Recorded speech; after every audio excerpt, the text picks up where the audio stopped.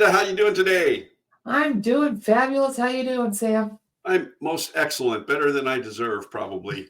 Hey, we got a real kind of a good topic today, and we came up with this because of some business decisions we made and some life things that actually come to play, recently for both of us. And Right. what we've titled this today is The Art of Punting: When to Pivot for Maximum Success. Now, Linda and I are both football fans. Unfortunately for Linda, she roots for the Broncos and the Kansas City Chiefs. And probably unfortunately for me, I root for the Philadelphia Eagles and the Tampa Bay Buccaneers. So both of those reasonings have to do with location, and we've moved, and life situations put us where it's tough to go to a Bucks game here wearing Eagles stuff. And understandably so. And I've done that. I am rebellious enough that if I go to a Bucks game, I will have Eagles stuff on. Except the one time I won free tickets because it was these fancy seats and all this kind of stuff. And the condition was you may not wear the opposing teams. And actually, it wasn't the Eagles; it was the Jets they played. Cannot wear the opposing teams' colors. So I had to wear Bucks stuff. So I do have a couple of shirts and things like that. But in football, usually the punt is, okay, we didn't make first down. It's fourth and whatever. And so we punt. But even then, there's a whole bunch of things that coaches look at, field position, for one. Yep. Why go for it on fourth down when you can pin an opponent, inside the 20? And for those of you who don't know football, I'm not going to apologize. I'm sorry. Listen, maybe you'll learn. But this applies to life in many, many things. You can punt in football for a number of reasons. Usually it's fourth down and you got to change field position. But there's all sorts of stuff. It's a definite strategy. It is. Then there's the fake punt, which is a whole nother. Oh, that's a whole nother, yeah. But it's a strategy that the other team has to allow for. Yes. They have to consider it. Mm-hmm. And what it allows you to do is, it's like a do-over. It's like a mulligan. Yes, it is like a mulligan. Yep. And you have to give the other team their opportunity, but unless it's near the end of the game, you're going to get the ball back. You're going to get another chance. And so it's a way to kind of evaluate what's best for me to do right now. Right. What's best for us to do right now. Yeah. We can do this, we can do this, or we can do this. Yep. And usually the punt is a safe, not 100%. It can be blocked. There's things that can go wrong. Yep. But it's a safe way to get you out of the situation you're in. Yep. And have a chance to start again the next time. Right. And the key part to this in our title is when to pivot for maximum success. So maximum success on the football field, maximum success in life, maximum success in business. We may, as a football team, decide to punt because the offense is struggling.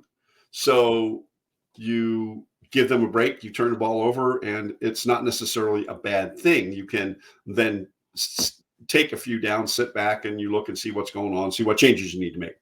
But in business, there's all sorts of reasons to punt. There's all sorts of reasons to make changes. Maybe you need to align your resources. Maybe the project's not yielding your expected results. Maybe you're not, there's a lot of folks in our community here that are coaches. And so if what we're doing is not producing results, it's time to pivot. It's time to make a change, correct? Correct. And, sometimes it's even things completely outside of what we're doing. Right. What comes to mind is is it the bridge in Baltimore? Mm-hmm. Yep. Francis Scott Key Bridge. Yep. Think of all of, not just the people commuting, but think of all the businesses everything affected by that, that is the one roadway, Yes. which Yep. means there are probably about 3 or 4 million people just locally that are having to pivot to figure out how to get around. Yeah. Yeah. And Absolutely. nationally and internationally, that's affecting supply chain. That's affecting a lot of different things that you as a business owner have no control over. Right. Right. And so you can't panic and shut down. I No. mean, you No. could, but you're not the only one facing that. So, a lot depends on the circumstances, but you need to be able to look at what's happening clearly. Yeah. Yeah. Take the panic, take the stress, take all of that out of it if you can, and then decide what's the best alternative. Because unless you just want to close up shop, Yeah. you need to come up with an alternative plan and that happens to us all the time. We just don't maybe think of it in those terms, but Yeah. think of all the times you have to reschedule, or you have to do something else. I had a couple of presentations I was going to do in the past week, and I ended up rescheduling them because I needed to be available for Lydia and her family. Yes. Yes. And to me, that was more important than the presentation. Well, that's the harmony part of what we talk about. In order Right. for you to live in harmony, you had to make those choices, and you had to pivot. Yeah. And it's not like I'm not going to do it at all, but the timing wasn't correct. Right. Exactly. Exactly. Something that's real top of mind for me today is, one of the things in business, our technology. Are we ready? Do we have to pivot? What happens if your system goes down, your computer system goes down? What happens if you lose a copywriter and you don't know how to use AI? Because I can guarantee your copywriter's using AI. For those of you who think your copywriters out there just racking their brains and doing all your copywriting, I almost guarantee they're the people that started this AI revolution. But help them out a little bit. Huh? Help them out a little bit. Yeah, help them out a little bit. But are we ready for any new technology coming around? I had a gentleman one time, a coach that I worked with for a while, and he is really heavy into training network marketers. Name Ray Higdon, really, really great guy. But his whole premise when it came to social media is you can't ignore it if it's new. Now, you may not throw everything into it, but we have a couple of new platforms that have come around in the last few years. We know what the big ones are. We're all on them, but then there's a couple of new ones. There's a couple that came about. I think the one that I think of the most, because of some of the stuff that the big video company does, is Rumble. There's a lot of, it's out there. There's a lot of people on Rumble who got canceled. So it's another platform. Right. Okay. And so you have to be ready for it. Do you have an audience over there? If you don't have an audience over there, there's no sense in being there. Right. But you have to be able to pivot on that. But what if you need a new computer? What if you need any new piece of hardware for your business, or new software? How are you going to pivot and make sure that your business stays online? How are you going to stay up with that technology? Right. And I ended up, before I could really afford it, but also before I absolutely had to, replace my laptop, because I saw that the other one still runs, but it was slow, it was struggling, and I thought, I can't wait till it just doesn't boot up some morning. That's not an option. Right. And when we pivot in our mindset, be proactive when you can. Right. Because where the panic comes is when you're not prepared. Yes, absolutely. So that's different than saying, oh my gosh, my computer is going to die and I'm willing it to die. No, at some point, it's not going to work. It has a lifespan. Yes. And maybe it's because of my techie background, but I refuse to be caught without a computer ever again. Right. Exactly. I for sure Exactly. will never be caught without one of these again, just for a number of reasons. Yeah. But Yeah. A lot of that's reasons. that's my lifeline, Yeah. and everything ties together with it. And Mhm. I'm still amazed at the number of people that I consider very not tech savvy, but very, very smart in how they do their business and how they do things that wait to the last minute Yeah. Yeah. for that Yeah. kind of stuff. And it's like there's very few of us that can afford to just do nothing in relation to earning money for a week. Yeah. No, absolutely. And to be honest, unless you run to the store, buy a machine, they set it up for you, even that takes about 4 or 5 hours. Yes, exactly. And Exactly. then you have to bring it home, get it online, and get your stuff off your. It's not. It's not simple. No, it could take you a couple days and then and you're down, you mentioned something there with, we couldn't go a week and without earning money and stuff like that. But they say the economy would totally shut down if one of two things happened. Number one, if all salespeople, so if you stop and think about it, even people in our business, we are salespeople, Yeah. didn't sell for 24-hour period, the economy would completely shut down. Right. If truck drivers shut down Didn't for drive. 24, they would actually absolutely devastate the economy if they shut down for 24 hours.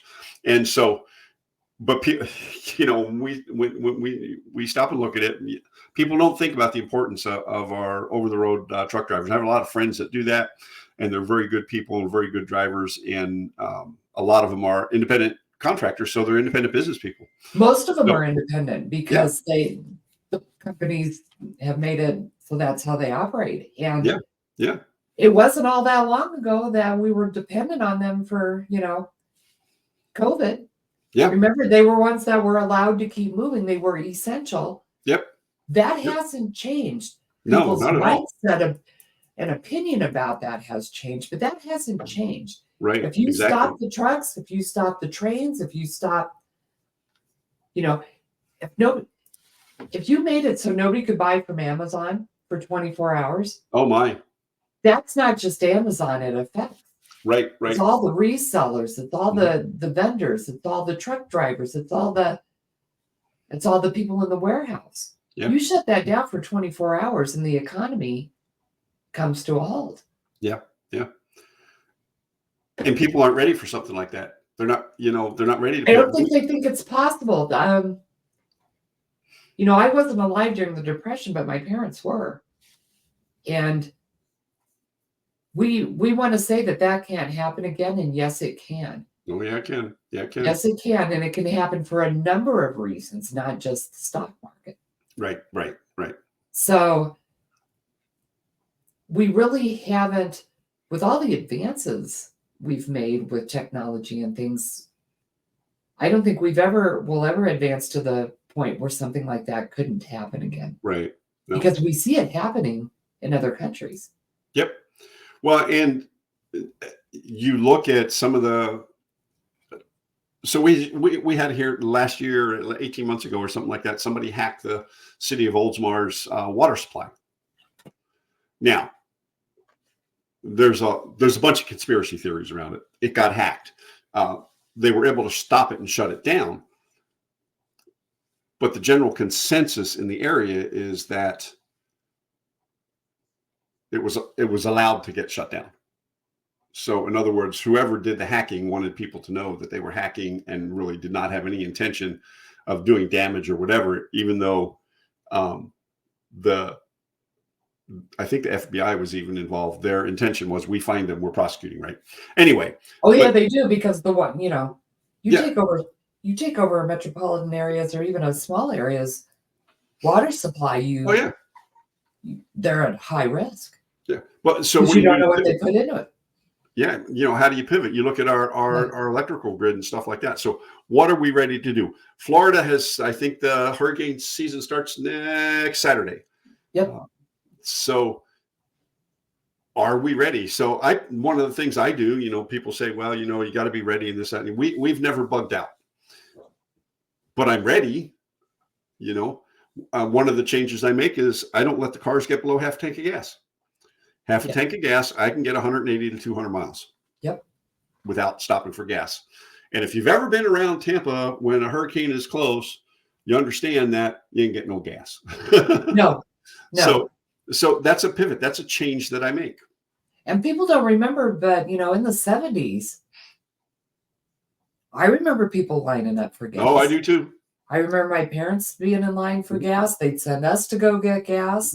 Yep. Yep. Um, and then even in the last 10, 15 years, every once in a while, there's a thing. You're lining up for gas. Yep. Yep. It was funny. I remember that I was working in San Jose, California, when that hit and the gas line started.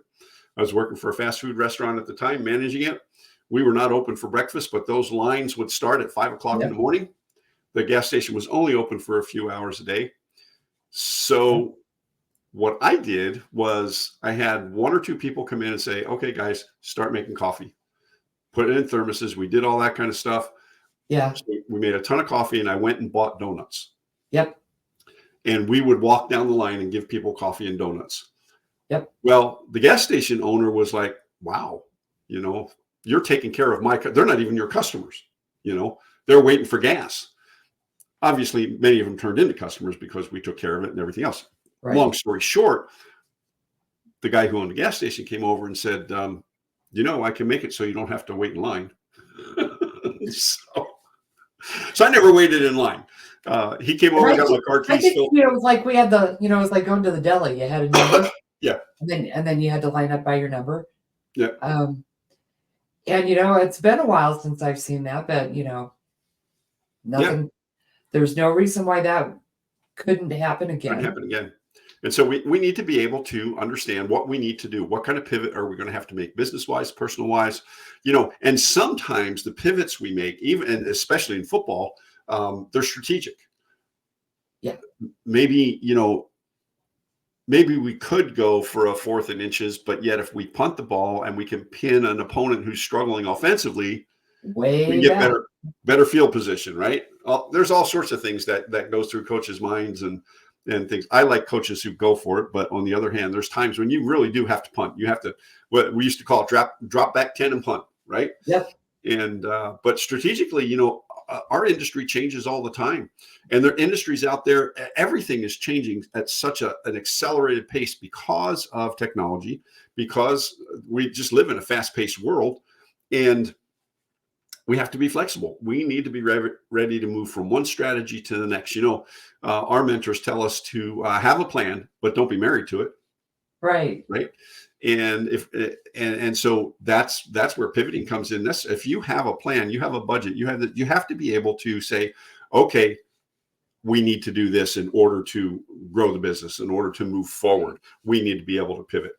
To get to that final outcome, what is our desired outcome? Mm-hmm. And what is it going to take to get there, and not be so stuck in this is it has to be done this way. Nope. Right. Yeah. There right. are many, many, many, many ways to get the outcome we're looking for. Yeah, absolutely. You just have to be open to being able to pivot and pick the best way.